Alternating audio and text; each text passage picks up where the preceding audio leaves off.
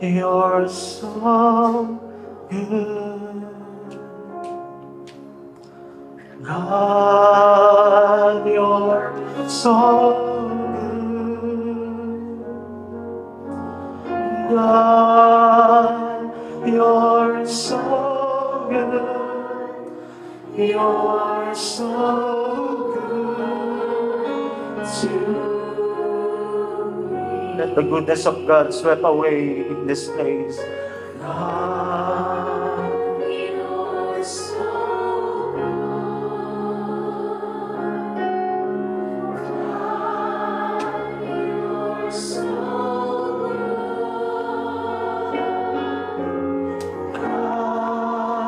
you're so good.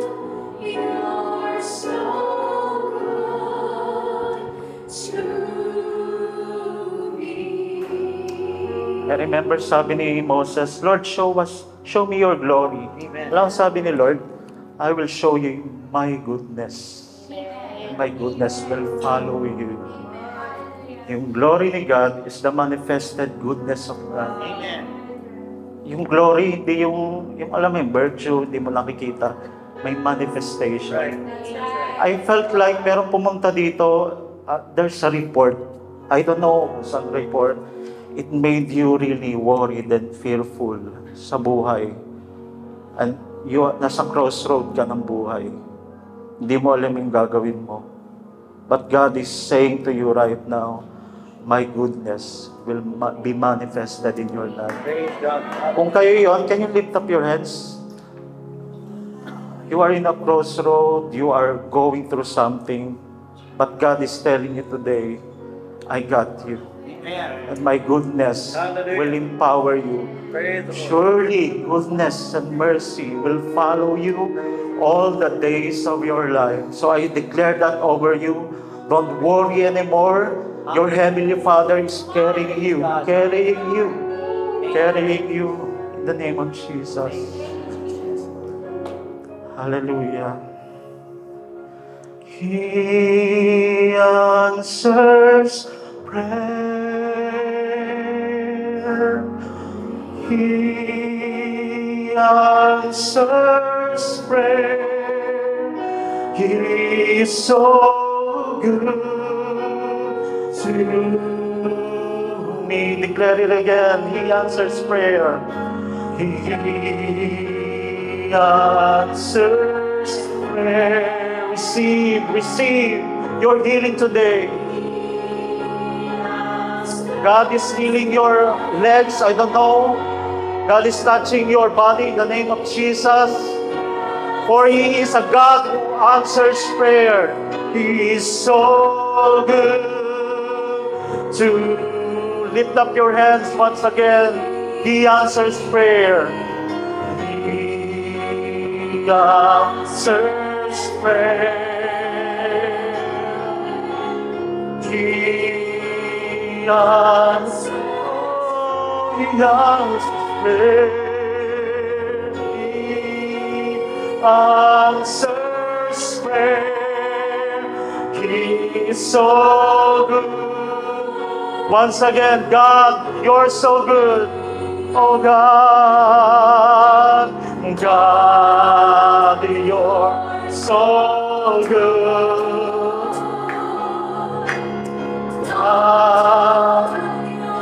God is touching you today with His goodness. Name. The anointing flows. Thank you, Lord. Thank you for your goodness.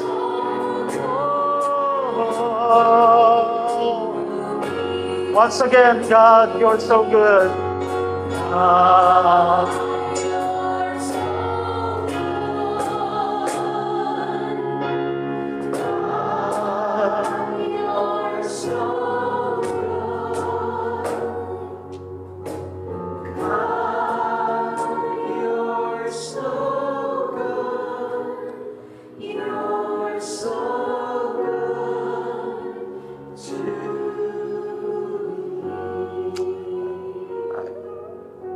Felt like someone is feeling you are an orphan. I mean, lowly spirit, kawawa naman ako. No one is giving me opportunity, no one cares for me, but God is telling you, your Heavenly Father is so good. So good. Di po kayo kawawa. He will take care of you. Just lean on Him.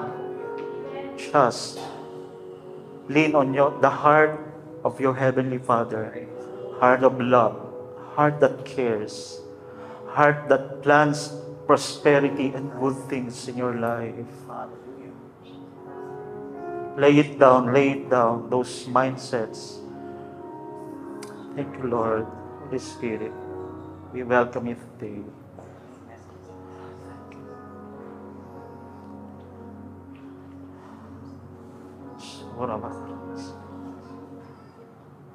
God is ministering today. Healing today, touching those sick bodies, even sick mindset.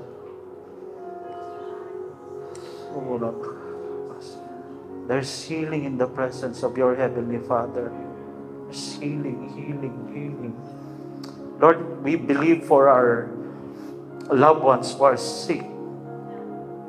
And we declare the goodness of God will overshadow their bodies in the name of Jesus.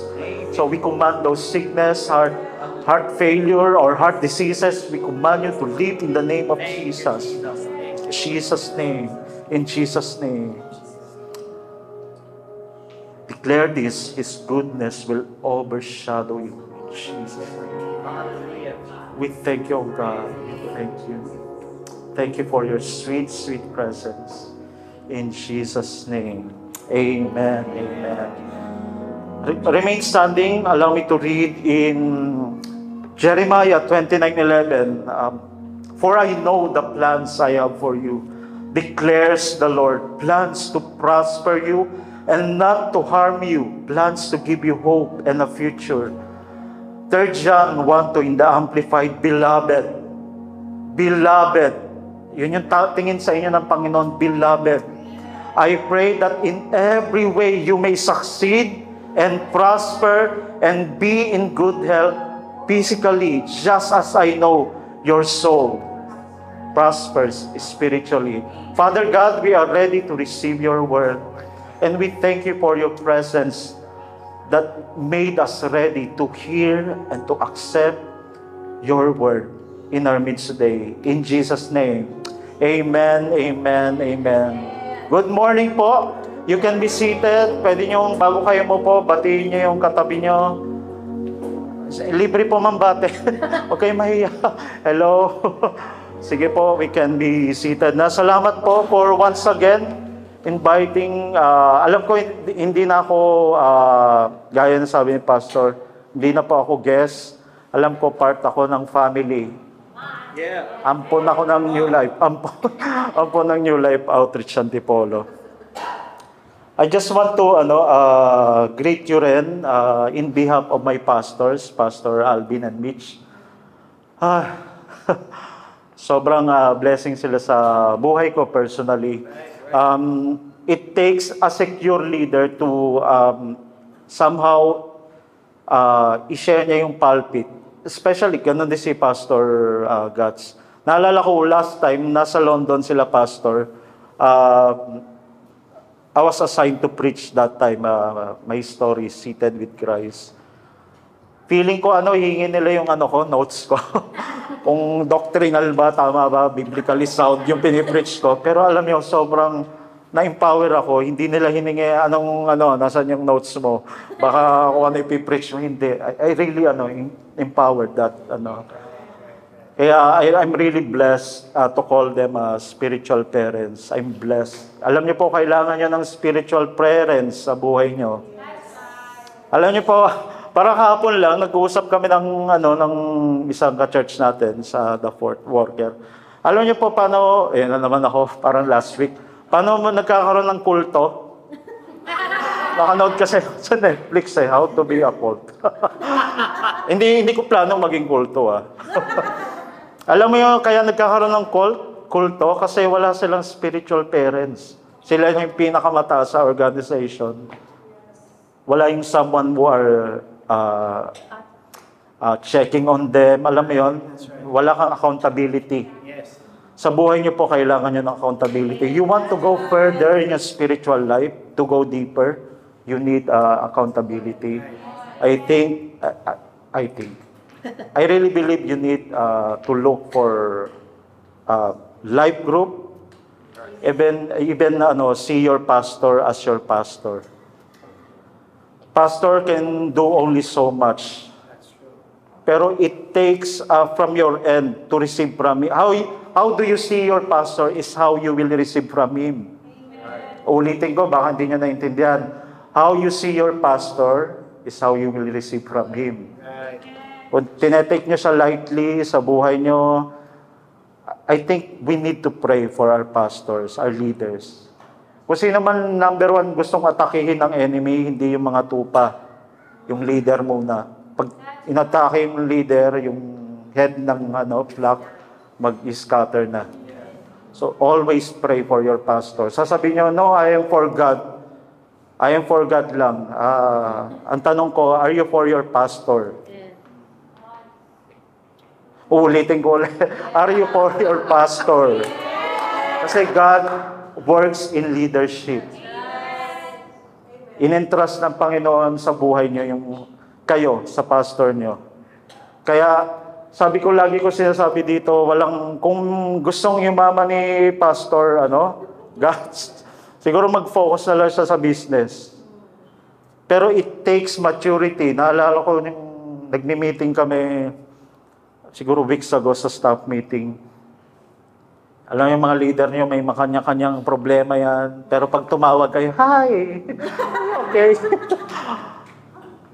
They really extend grace. In spite may mga pinagdadaanan, pero laging nandyan sa inyo.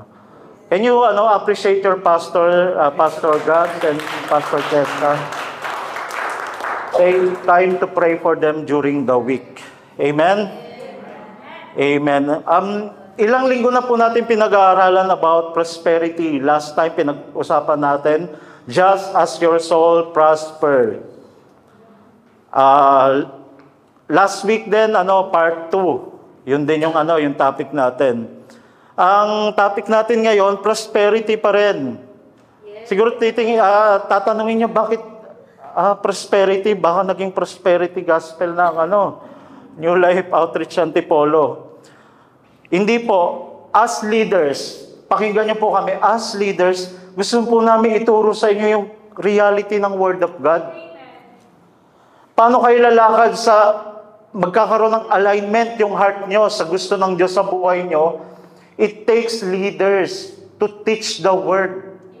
Gustong-gusto namin makita nyo, maangkin nyo, maging totoo sa buhay nyo yung salita ng Diyos. Para nagpa-prosper kayo. Ulitin ko po, it's so stupid. Pwede ko ba sabihin sa church na to, is stupid, hindi po yung tao. It's stupid yung thinking at teaching na yung Diyos gusto niya maghirap kayo. I've been a believer since, wag nyo nang tanungin, basta may narinig ako mga teaching, nasasabihin nila, di ba, gino-glorify yung yung pagiging, yung poverty. Kasi tuturuan ka daw maging, come on. Pag naririnig kayo, talagang yung tenga ko nanginginig sa... Kung anak ko si Franz, alam nyo, gagawin ko lahat yung makakaya ko, ma-provide do sa anak ko. Gagawin ko lahat. Hindi illegal, Gagawin ko lahat ng makakaya ko. Alam nyo ba, paano nyo ma-appreciate yung tatay nyo, parents nyo? Naalala ko may verse sa 1 John, what a manner of love is this, that God has called us His sons and daughters. Iba yung love, mahal ka ng Lord, pero yung nalaman mo yung manner, paano ka minahal. Yung mga anak, minsan hindi natin na-appreciate yung parents natin. Pero pag na-realize mo yung manner, paano kayo minahal, alam nyo, baka yakapin nyo ngayon tatay nyo. Alam nyo ba, ewan ko sa generation namin, sasabihin ng mama ko, kakain na lang namin. Isusubo na lang namin, ibibigay pa namin sa inyo. Ay, kasalanan ko pa, Mama, na nagutom ka. Hindi, pero gets niyo ibig sabihin niya doon? Nag-aano sila, ang tawag dito, sa sacrifice. Yung tatay at nanay niyo, baka nag-OT, kakatrabaho. Tapos sasabihin niyo, hindi ako mahal ng tatay ko, ng nanay ko, pero pag nakita yung manner, paano kayo, ano yung manner? Ibig sabihin yung ways na ginagawa niya para ipakita na mahal kayo. Ganon din ang Panginoon, yung manner, paano niya kayo minahal na namatay sa krus. Inangkin lahat ng karukhaan, sabi sa Tagalog. Nagpakadukha para ikaw, payamanin ng Diyos. Ayaw ng Diyos na naghihirap ka. Ulitin ko ulit, ayaw ng Diyos na naghihirap ka. Pag anak mo, kunyari sabihin ko ulit si Franz, anak ko siya, hindi ako natutuwa pag naghihirap si Franz. Hindi ako natutuwa pag may sakit si Franz. Hindi ako natutuwa pag wala siyang pang tuition. Kulang na lang, joke ko nga, bibenta ko kidney ko. Pinapanood kasi ako sa Eyewitness, binibenta nila yung kidney nila para sa family. Huwag niyong gagawin yun, ha? Baka anong takeaways nyo? Magbenta ng kidney. Hindi yun, ha? Pero gusto kong makita nyo yung heart ng Diyos, yung manner, paano kayo minahal. Pag alam nyo yung manner, ma-appreciate nyo lalo. Yung manner, paano niya kinuha yung lahat ng curse para ikaw hindi na magdusa sa curse. Sobrang ma-appreciate mo. Leaders nyo, pag alam nyo yung mga sacrifices nila, baka pumunta kayo after ng service, yakapin nyo yung pastor nyo. Kasi hindi naman nila sasabihin sa inyo, alam nyo ba? Eto ginawa namin, number 1. Ang dating parang alam niyo yan, nanunumbat. Pero ang ganda nung verse doon sa 1 John, what a manner of love is this? Kailangan, maganda nga alamin natin paano tayo minahal ng leaders natin, ni Lord, ng parents natin. Mawawala yung tampo nyo sa tatay at nanay nyo. Kasi makikita nyo paano sila, ginawa nila yung lahat ng bagay. Hindi perfect yung magulang nyo. Ba't tayo napunta sa no? May para yan sa inyo. Bato-bato sa langit, tamaan, bukol. Hindi, biro lang. Para sa inyo yan. Dadating pag nagkaroon kayo ng anak, marirealize nyo, kaya pala si Papa, kaya pala si Mama. Behold, what a manner of love is this. Ang gusto ng Diyos, i-prosper kayo. Malinaw yon sa pinag-aralan natin in the past Sundays. Sobrang linaw, malinaw pa sa mineral water na ininom nyo kanina. Sobrang linaw. Sobrang linaw, mas malinaw pa sa ilaw na nandito ngayon. Pero bago tayo mag-proceed, kailangan nating i-acknowledge din na merong mga abuses when it comes sa prosperity. May mga teachings na ginamit, tinwist yung Word of God para sa sariling ng mga leader. Example, one time nanonood ako ng hindi ko na sasabihin kung ano yung pinapanood ko. Sabi nila, para i-bless kayo ng Panginoon, para yung meron kayong kamag-anak na pariwara, para ibalik ni Lord, magbigay kayo ng $1,000. Parang, alam mo yun, parang ng coerce. Minsan tingin natin kay Lord, hindi Father.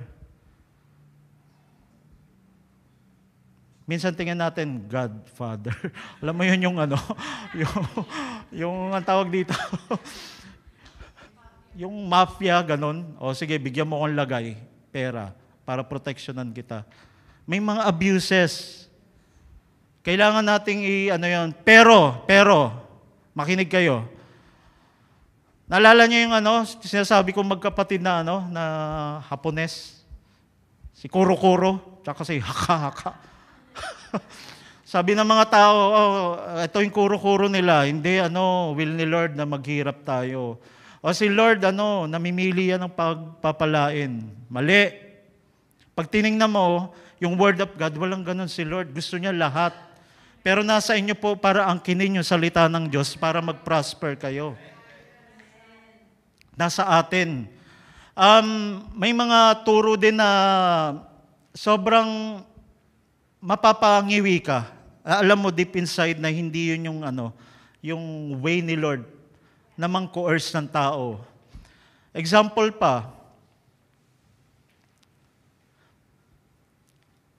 naalala ko meron ding kunyari isang gathering conference o kailangan natin ma-hit yung ganitong amount.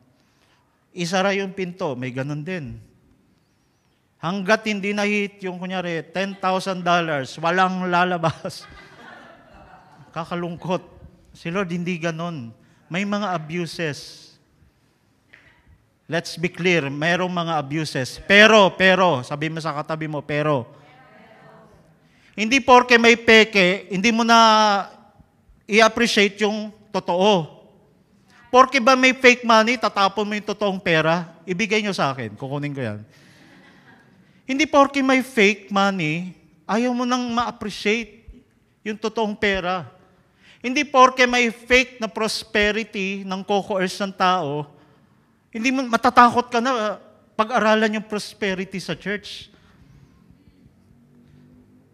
Maraming abuses, meron din mga wrong thinking. Ang ginagawa po natin dito, binabasag natin yung wrong thinking. Para yung thought natin, yung heart natin, align sa Word of God para mag-manifest sa atin. Meron ding sinasabi nila, yung prosperity hindi part ng atonement ni Christ.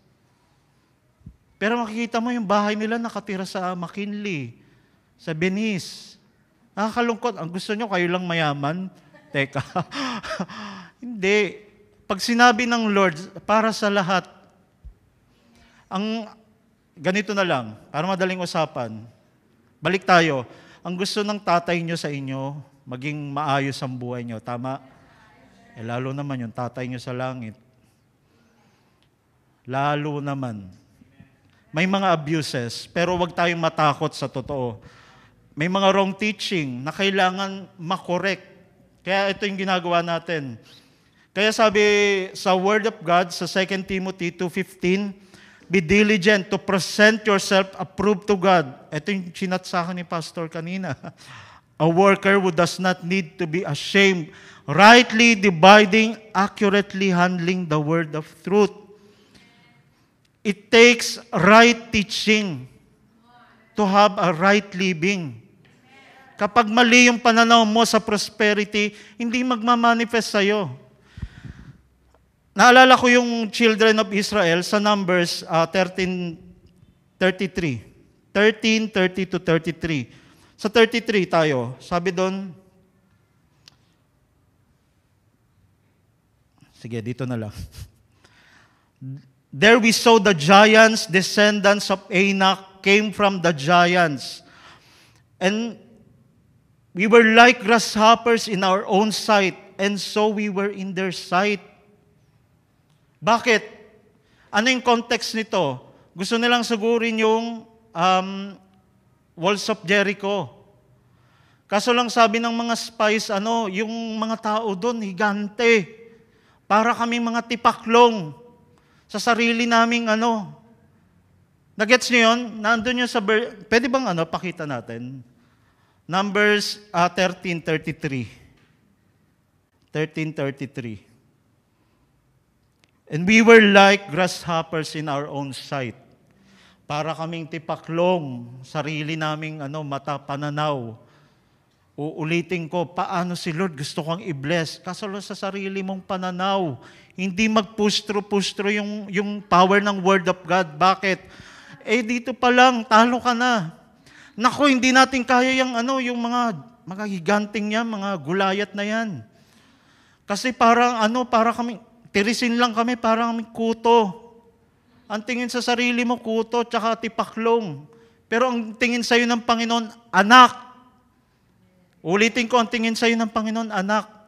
Therefore, wag mo sarili tingnan na grasshopper sa paningin mo. Tanggalin mo yung paningin mo, yung sarili mong pananaw. Palitan mo ng pananaw ng salita ng Diyos. 12 spies yung pinadala, yung dalawa, si Caleb tsaka si Joshua. Sabi nila, kaya natin silang talunin. Yung 10, naku hindi. Para tayong tipaklong. Si Lord gustong-gusto kong i-bless. Walang duda doon. Si Lord gustong-gusto kong pagalingin. Si Lord gustong-gusto kang yung realities ng cross mag-manifest sa buhay mo. Kaso lang, alam nyo, naghihinder, ito, sariling pananaw. Yun nga yung magkapatid na Hapones. Mas pinaniniwalaan natin yung si haka-haka, saka si kuro-kuro. Kasi yung haka-haka ng ibang tao, palitan mo na salita ng Diyos. Magmamanifest sa buhay mo. As believers, ang part natin is makinig, pakinggan yung tama. Lagi sinasabi ni Pastor Alvin, at sasabihin ko rin sa congregation na to, don't take the word of God dahil sinabi lang namin. Mag-notes kayo, sabi ni Brother Charlie. Totoo kaya yon? Sandali nga, tingnan natin sa Bible. Baka nagiging kulto na yan. Anong sinasabi? Sabi niya, will ni Lord na mabless ka. Nasa Bible ba yan? May basihan. Yung salita ng Diyos.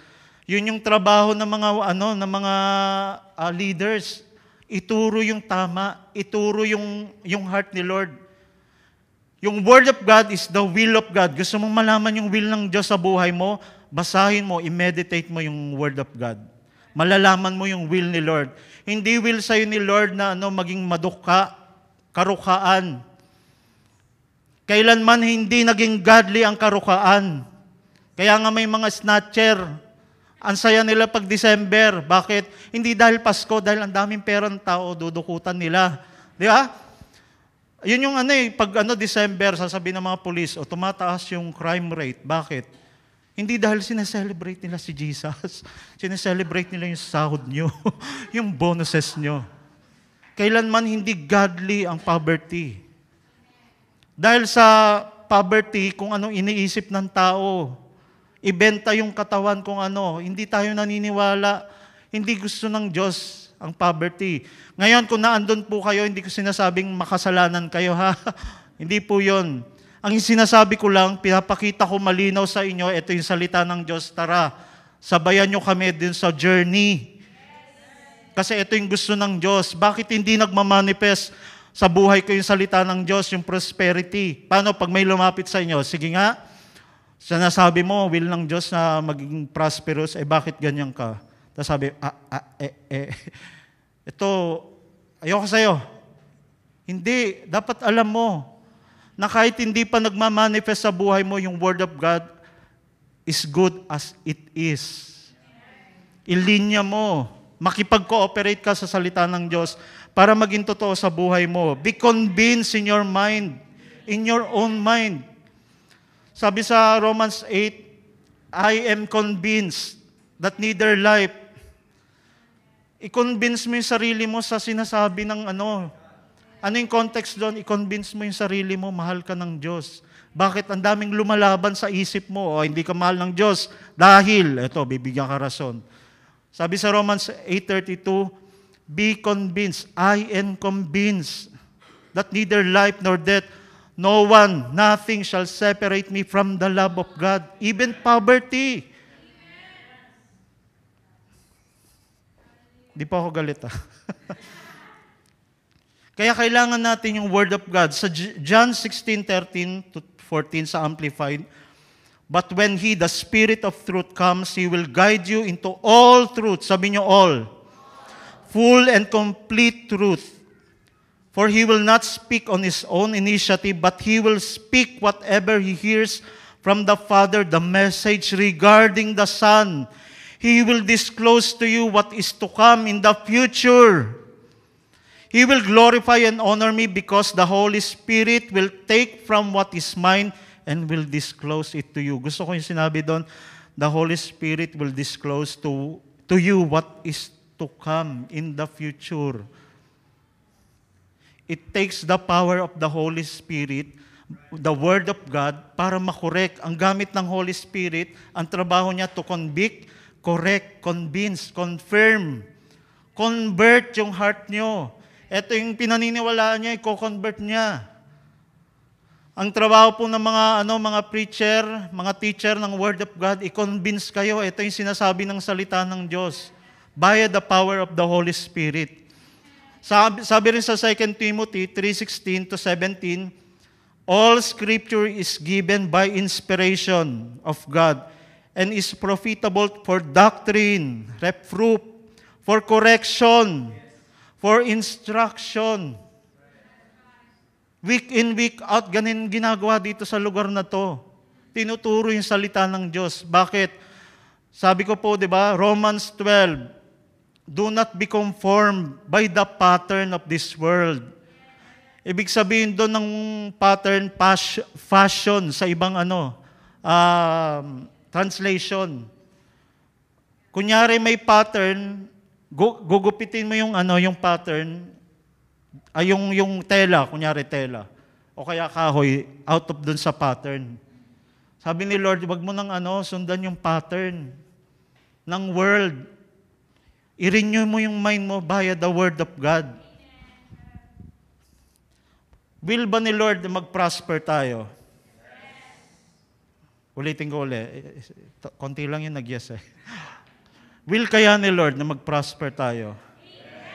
Bibigyan ko po pa kayo ng maraming verses after verses para ma-convince kayo. Meron siguro sa inyo dito may mga needs.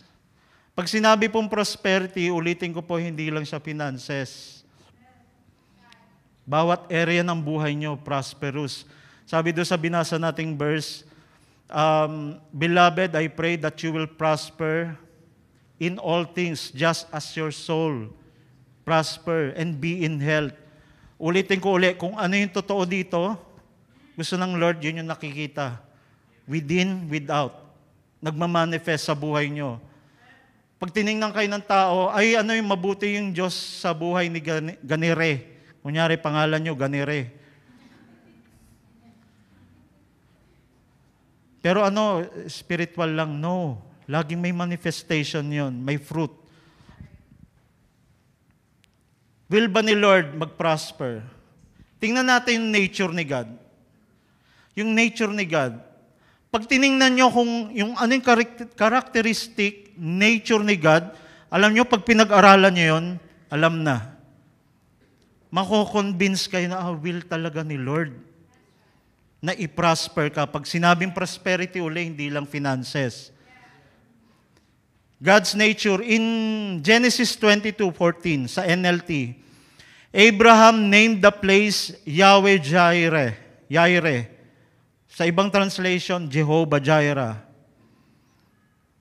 A weeks ago, kinanta sa the fourth Jireh. Which means the Lord will provide. To this day, people still use that name as a proverb. On the mountain of the Lord, it will be provided.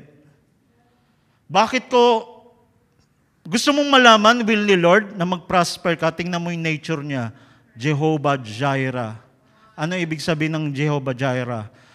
The Lord, sabi dito sa NLT, the Lord will provide.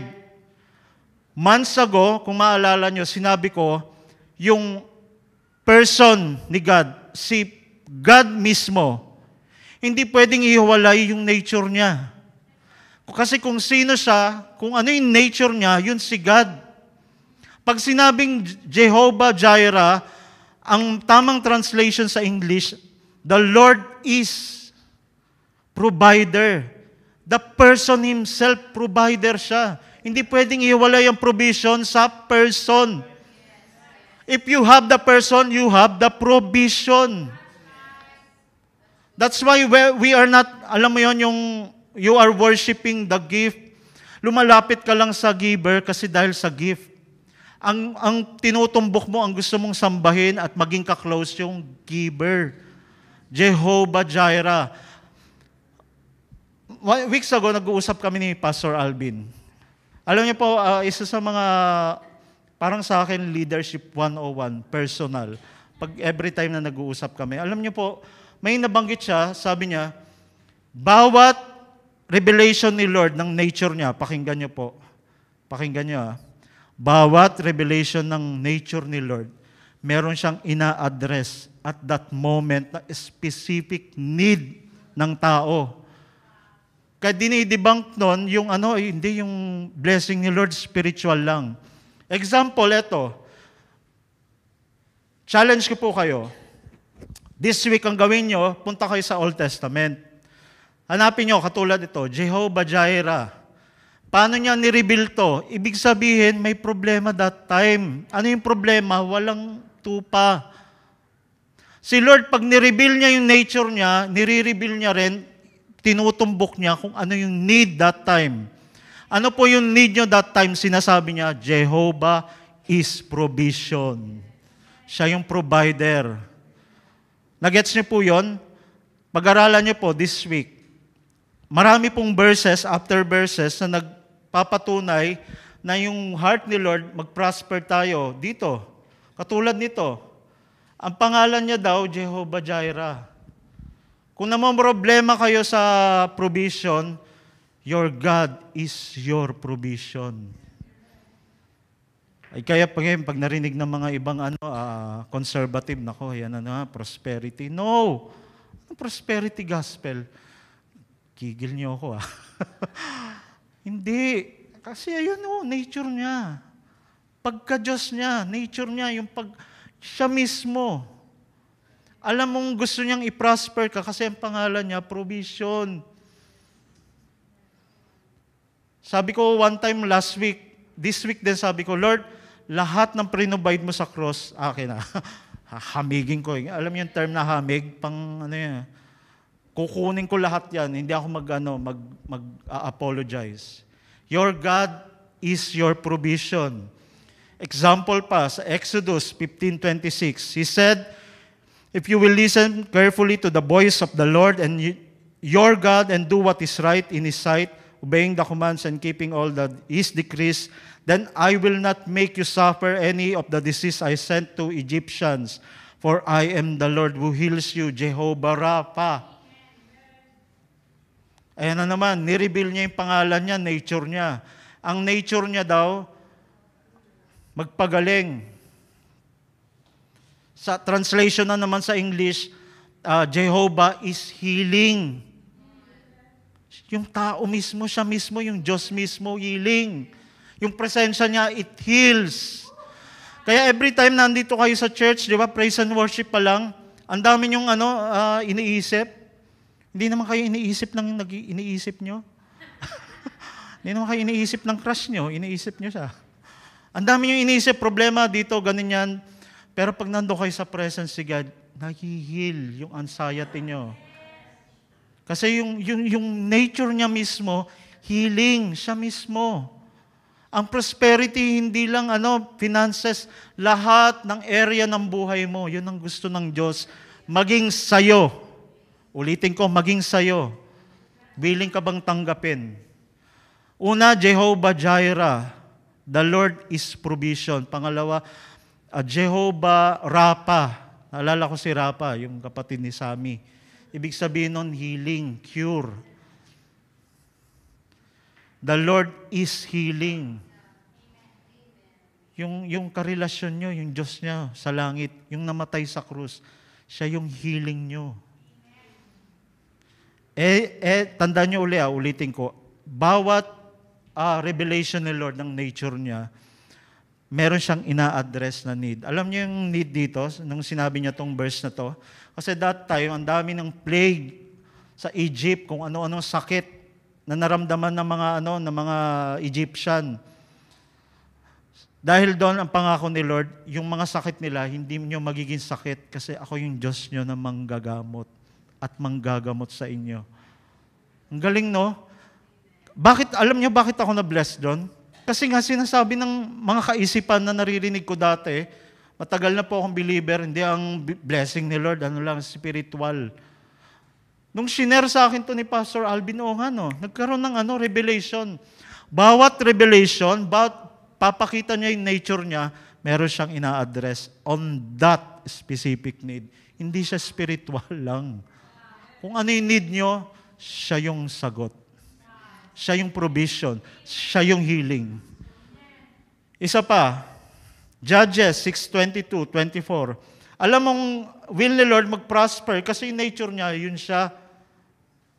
Hindi mo pwedeng paghiwalayin, basta ang puso niya, mag-prosper kayo. Una, sa provision, healing. Pangalawa, Judges 6:22-24. When Gideon realized that it was the angel of the Lord, he cried out, O sovereign Lord, I am doomed. I have seen the angel of the Lord face to face. It is all right. The Lord replied, do not be afraid. You will not die. And Gideon built an altar to the Lord there. He named it Yahweh Shalom, which means the Lord is peace. Oh, gusto ko yung translation dito. Yun, the Lord will give you peace. No, the Lord, siya mismo, is peace. Alam niyo po bakit, ano yung nangyayari yan that time? Yung context. Kinausap ni Lord, may sumasakop sila. Alam ko yung context yun, Amalekites. Sinakop yung Israel. May gera. Kinakawawa sila. Parang tayo din ng panahon ng Hapon. Di ba yung mga Pilipino sinakop ng mga Hapon, Espanyol. Ganon din yung time ng Israel that time, sinakop ng Amalekites. Alam mo ginawa ni Lord? Anong sagot sa problema nila? Sabi niya, I am the Lord. Yahweh Shalom. The Lord is peace. Alam niyo ibig sabihin ng peace? Manginig kayo, manginig.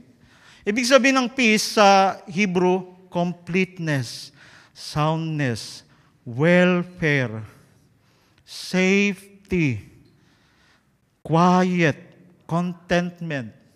Sa gitna ng gera, sinasabi ni Lord, I am your peace. I will fight for you. Yun lang yun. Kaya sabi niya, be peaceful. Akong bahala sa'yo. Tandaan nyo bawat revelation ni Lord, ulitin ko, mahilig ako mag-explain Sabi nila, gift ko, teacher. Naniniwala naman ako, teacher ng Word of God.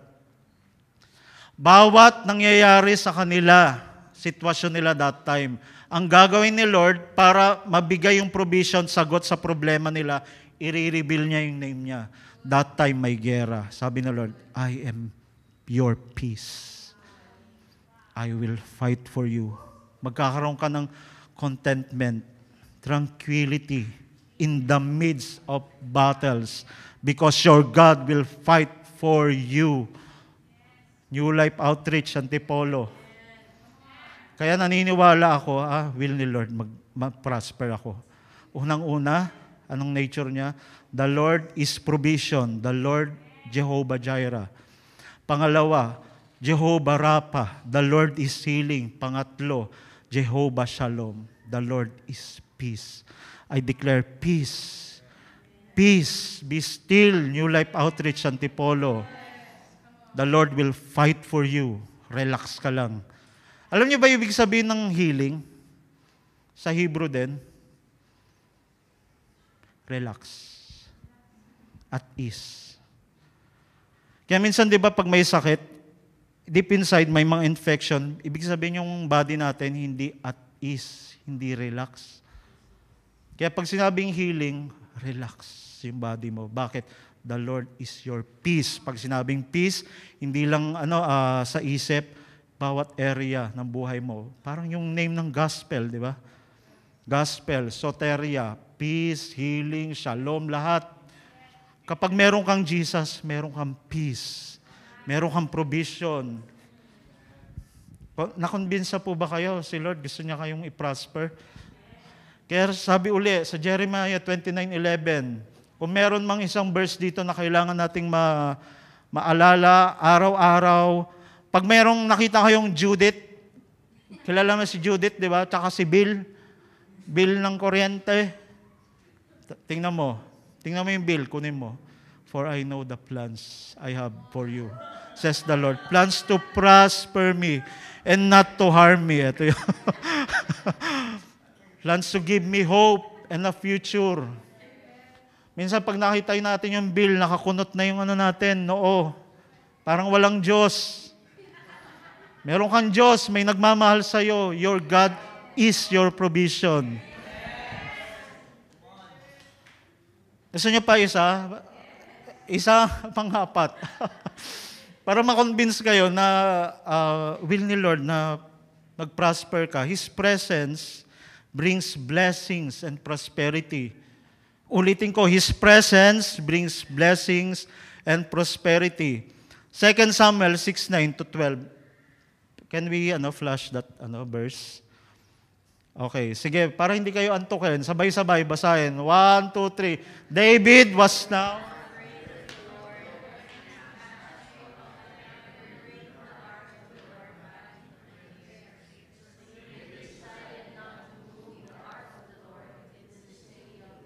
Instead, next verse. The ark of the Lord remained there.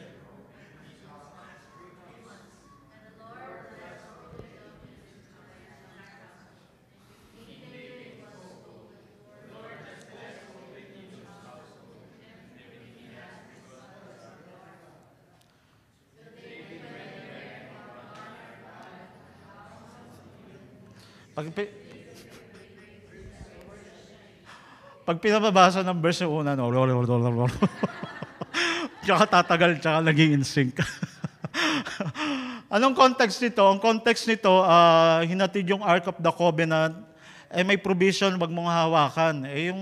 Yung priest, syempre nagbagandang loob lang, hinawakan niya kasi matutumba, natalisod yung Sa takot ni David, wag dalhin sa akin yung Ark of the Covenant. Dinala sa bahay ni Obed-Edom. For 3 months, sabi sa Bible, binless ni Lord sa Obed-Edom. Yung family niya, hindi lang siya, pati family niya. May nagmarites kay David. Alam mo ba, Haring David, binless si Obed-Edom. Sabi ni David, nainggit. Dali niyo sa akin yung ako din. yung gist na sinasabi. Yung presence ni God, it brings prosperity, blessings. Hindi ako naniniwala na meron kayong Diyos. Sabi sa Colossians 1:26, Christ in you, the hope of glory. Alam niyo ba ibig sabihin ng in you? Sa Hebrew, nakuha niya sa New Living Translation, Christ lives in you, the hope of glory. Last week, sabi ko yung word na dwell. Ano ibig sabihin? To pitch a tent. Nakatira. Yung presence ni God, nakatira sa'yo. Kaya, alam niyo ba ang symbol ng Ark of the Covenant? Presence ni God. Kung nasaan yung presence ni God, tiyak, ulitin ko, tiyak, may blessing. Tiyak yung mga bad spirit, takot sa inyo. Minsan takot na takot tayo sa bad spirit. Gigil niyo ako, hindi, biro lang. Takot na takot tayo sa mga kung anong phenomenon, bad spirit. Pero totoo, takot sila sa inyo. Kasi yung presence nasa inyo. Hindi ka pa nagsasalita, parang siga. Tabi! Alam mo yun, tatabihan yung mga yan. Na-bless yung family ni Obed-Edom, pati siya. Bakit? Because yung Ark of the Covenant. Old Testament yun Physical na na bagay. Pero sa New Testament, yung Diyos mismo nakatira sa inyo. Ewan ko na lang kung anong mangyari sa inyo. Dapat kasi ganito, dapat alam natin yun. Na may presence tayo ni God. We are carrier ng divine presence ni God. Kahit saan kayo pumunta, laging may nabe-bless yung lugar. Last week, kumain kami sa isang resto. Walang tao, kami lang dalawa. Ka-church natin, wala akong kadata. Alam mo, hindi, totoo. Alam mo, ilang minutes lang, gulat kami, ang dami ng tao. Kasi bakit? Ako, personally aware ako, I carry the presence of God. Whenever I go, wherever I go, nagiging blessing. Nagiging blessed yung lugar. saan po kayo pumunta, yung lugar na yon, merong touch of heaven yung lugar na yon. Alam mo bakit? Kasi naandun ka. Dapat alam mo yon para aware ka. Pag pumasok ka bukas sa trabaho mo, sabi mo, dumating na ang presence si Lord.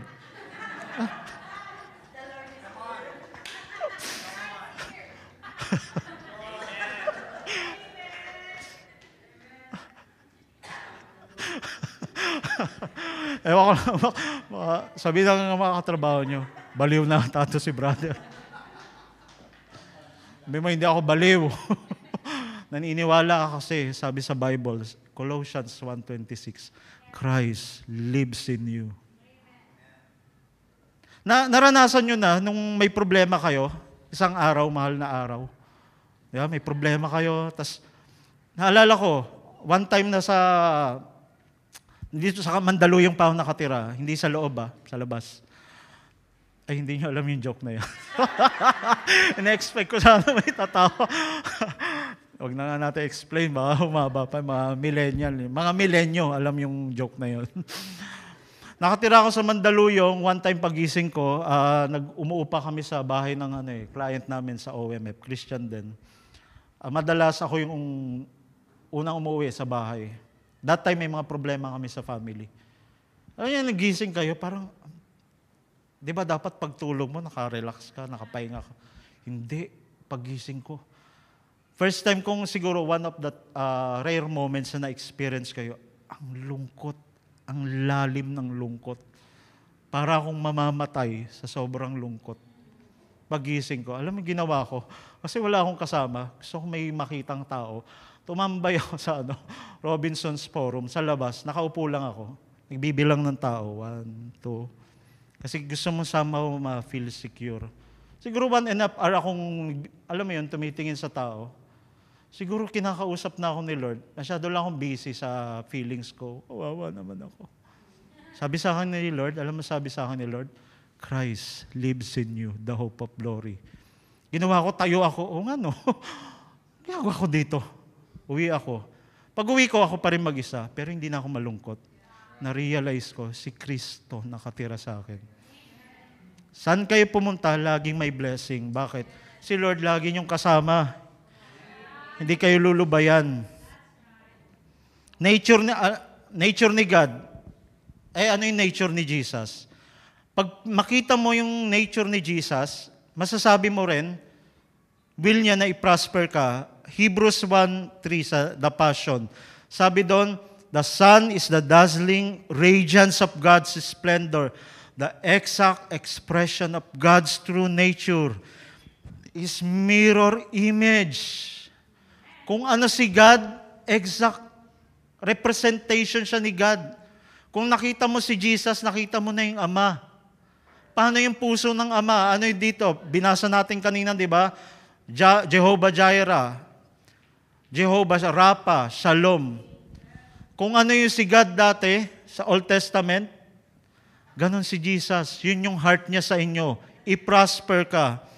Kaya naniniwala ako, kapag meron kayong Jesus, meron kayong prosperity. Hindi nyo kailangan maghabol. Nakakita na kayo ng aso, hinahabol yung buntot niya? Paikot-ikot. Hindi nyo kailangan maghabol kasi nakakabit sa inyo yung buntot nyo. Hindi ko sinasabing buntot si Jesus, ha? Ang sinasabi ko, nakatira nga sa inyo eh. Nakatira si Lord sa inyo. Baka kailangan may awareness lang. Pag dumating kayo sa bahay nyo, expect nyo yung presence ni Lord na andun. Alam bakit? Kasi nandun kayo. Di Brother Charlie, may nagpaparamdam sa bahay. Sige, one more, layas. Nandito na yung anak ng Diyos. The thief versus Jesus. John 10:10, the thief comes only in order to steal, kill, and destroy. Sabi ni Jesus, I came that they may have and enjoy life. Uulitin ko, sabi ni Jesus, gusto niya ma-enjoy mo yung buhay mo. Kapag hindi mo na-enjoy ang buhay mo, bakit kaya? Baka kasi hindi naka-line up sa Word of God yung buhay natin. Pero yung will ni Lord, ma-enjoy. May buhay ka nga, puno naman ng sakit, naka-bedridden ka, hindi enjoying life yun. May buhay ka nga, laging mong problema yung yung pang-shampoo nyo tuwing ligo. Magluluto. Naalala ko kasi nung bata kami, ganun eh. Ma, wala nang shampoo. Ma, wala nang asin. Na-enjoy, ang gusto ni Lord, ma-enjoy mo yung buhay. Bakit? Tingnan mo siya ka-partner ng buhay mo. Yun yung love, yung heart ni Lord sa buhay nyo. Sabi sa The Passion, yung enemy wants to steal, slaughter, and destroy. Ang gusto ng enemy, sirain ang buhay mo. Pero ang gusto ng Diyos, i-prosper ka yung buhay mo, maging abundant. Maging abundant. Bakit? Naalala ko one time, may meditate, Bible school days natin, namumroblema ako sa tuition, may nag-provide ng tuition ko, pero ang mabigat yung araw-araw na pupunta ka, idadrag mo yung sarili mo sa kasi wala kang, buti naalala ko si Nanay Lydia. Napakain niya kami. Namumroblema ka araw-araw kung paano. Sabi sa akin ni Lord, meditate ko Matthew 6. Ano yung Matthew 6? Seek ye first the kingdom. Pero sa taas nun, sinasabi ni Lord, huwag kang mag-alala. Di ba yung lily, ang ganda ng damit nila, yung itsura nila. Yung ibon, tuka ng tuka, hindi mo alam, may tinutuka ba sila? Pero yung Panginoon nagpo-provide sa kanila. Sabi sa Bible, how much more your heavenly Father. Tapos sa verse na yon, along those verse, sabi, do not worry. Alam mo yung pang-counter ni Lord sa worry? Your heavenly Father will take care of you. Ang sagot sa pag-alala, yung word na Heavenly Father. Kaya, alam mo, si Lord, ang heart niya, provision. Bakit? Siya mismo, tatay.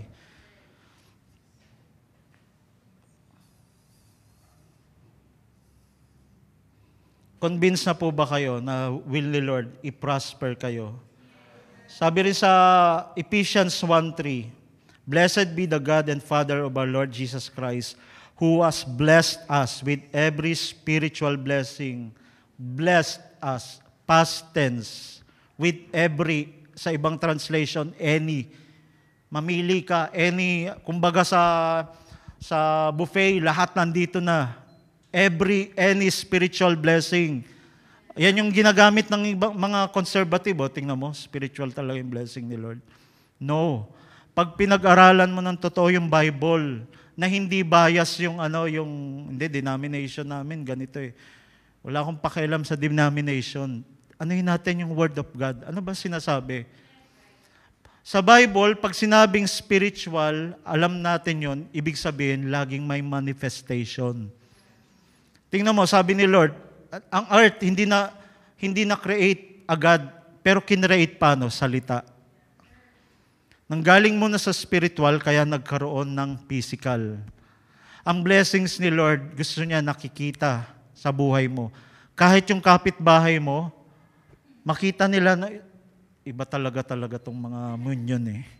Tingnan mo yung blessing ni Lord sa buhay nila. Kung kami lang siguro, ganun na lang. Pero tingnan mo, paano sila sinustay ni Lord. Bakit?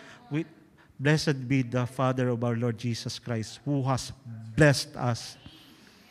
Sabi ko si Lord, pagtatanggol ka niya, kasi siya yung Savior. Alam mo, ibig sabihin ng Savior, tagapagligtas. Gawin natin maganda pa, Tagalog, tagapagtanggol. Pagtatanggol kayo ni Lord sa bawat challenges niya sa buhay. Bakit? Tagapagtanggol siya. Savior siya. Kaya naniniwala tayo, hindi lang basta spiritual may manifestation. Pag binasa mo yung Deuteronomy 28, makikita mo lahat yung blessings doon. Isa pang assignment, pag uwi niyo po, basahin niyo yung Deuteronomy 28. Buong chapter naku, nakakatakot yung basahin. May mga curses doon eh. Huwag kayo matakot. Bakit? Matuwa kayo habang binabasa yung curses. Alam niyo bakit? Dito pala ako ni-redeem ni Lord sa curse na to. Gusto niyo mag-prosper kayo? Basahin niyo yung Deuteronomy 28. Huwag niyo sinasabi ni FB, Facebook, TikTok. Magugunaw na ang mundo. Hindi. Tingnan mo yung Word of God. Ano sinasabi ng Word of God? Laging may epekto yung Word of God sa health nyo. Mawawala yung takot, pangamba. Sa Galatians 3:13, Christ has redeemed us from the curse of the law, having become a curse for us, for it is written, Cursed is everyone who hangs on the tree. Kaya kanyang patawarin sa kasalanan mo. Kahit yung dumanak yung dugo niya, di ba? Kahit nung wini-whip siya. Pero yung curse, importante, mapako siya sa krus. Bakit? Curse daw yung mapako sa krus. Si Jesus napako sa krus para sa'yo. Bakit? Ibig sabihin nun, lahat ng curse, inangkin niya sa buhay mo. Kaya wala ng curse. Alam, family ko, ganito yung history niya, meron kaming diabetes. In Jesus' name, curse has been reversed because of what Jesus has done. There's no more curse sa buhay nyo. Bakit? Galatians 3, ni-redeem ka ni Lord sa curse. Kinuha niya yung curse, wala ng curse sa'yo. Curse of poverty, curse of sicknesses. Alam mo yung guarantee, kaya naniniwala ako, wala ng diabetes sa family namin. Galatians, Jesus took my curses sa cross. Hindi ko tatanggapin yan, yung diabetes. Meron pa sa amin, sakit sa puso. Wala na ako dyan. Nasa bagong kingdom na ako. Redeemed, sanctified. Yun yung bago nyong identity. Kailangan alam nyo yun. Kasi pag may dumating na balita sa inyo, natakot kayo, huwag kayong mag-dwell sa takot. Lahat tayo natatakot. Sino natatakot dito? Ako lang. Ako pa yung preacher, ako yung natakot. Di ba, isang ganon, minsan, natatakot. Pwede mo ikot, no? I am redeemed from the curse. Wala nang curse na nakapatong sa ulo mo. Ipinataw lahat kay Kristo.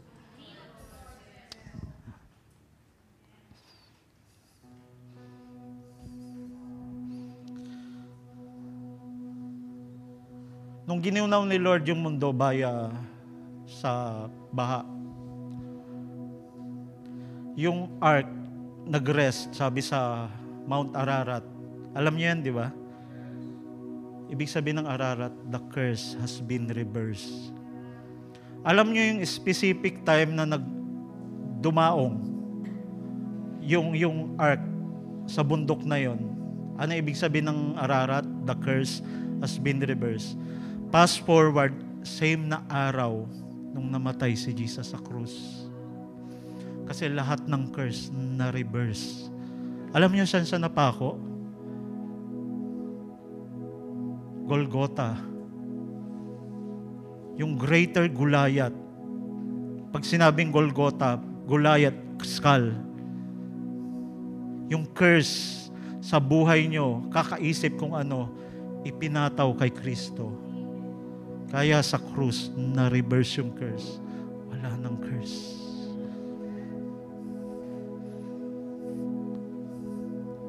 $2,000 years ago, inako ng tatay nyo sa langit lahat ng curse. Alam mo yun, paano ka tinitingnan ng Diyos ngayon? Hindi na yung dati mong pagkatao. Ang tingin sa'yo, ang representative mo, si Christ. Kasi si Kristo, Christ, Jesus is the end of your struggles. Jesus is the end of your curses. No more curse. Ang heart ng Ama nyo sa langit, prosperity, blessings. Pwede ba tayong lahat tumayo?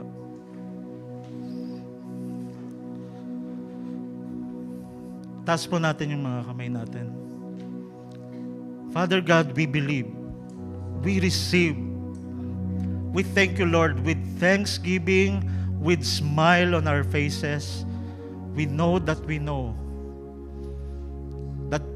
your plans for us is to prosper us, not to harm us. Any harm na gagawin sa amin ng enemy, you will counter it with who you are, your Lordship, your Godhead, your being God. Salamat, Panginoon. I declare that the presence of God will just chase you, hunt you down wherever you go. Bawat hawakan ng kamay nyo, bawat businesses na gawin nyo, it will be blessed. Yes, may mga lugi or pero alam nyo laging ending, panalo kayo lagi. Kasi si Kristo nasa inyo. Hindi kayo nilikha ni Lord para maging talo. Kay Kristo, lagi kayong panalo. Father God, we thank you. We receive your word. At alam namin, Panginoon, we are convinced that you want to prosper us in every area of our lives. I declare that the word that was preached today will manifest, especially ngayong araw, on the day onwards, O God. Makikita namin yung fruit ng salita mo, Panginoon. Dahil sinabi mo sa salita mo, hindi babalik yung word mo na void. Salamat, Panginoon, yung salita mo magiging realidad namin. Yung salita mo, yung realidad namin, hindi yun nangyayari sa mundo. At titingnan ng mga tao, buhay yung Diyos namin. Kasi naniniwala kami, Panginoon, na meron kaming relasyon sa iyo. Maraming salamat. Maraming salamat, Panginoon. Ayoko pong i-assume kung sino man dito sa kalagitnaan natin, hindi nyo pa na-receive o first time nyo o nagdududa kayo kung believer kayo. Pero before any prosperity happens, unang-una po, Christ happens sa buhay mo. Kinuha niya yung lahat ng kasalanan mo, sicknesses, ipinataw sa katawan niya.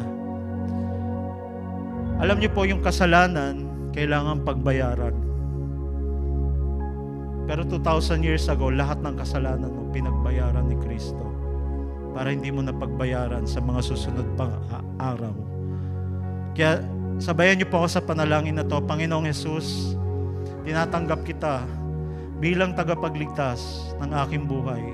Panginoong Jesus, manahan ka sa puso ko, maging Diyos at tagapagligtas ng buhay ko. Tinatanggap kita, maghari ka sa buhay ko. Sa pangalan ni Jesus. Amen, amen, amen. Are you blessed? Indeed, in Jesus' name. Praise God, praise God.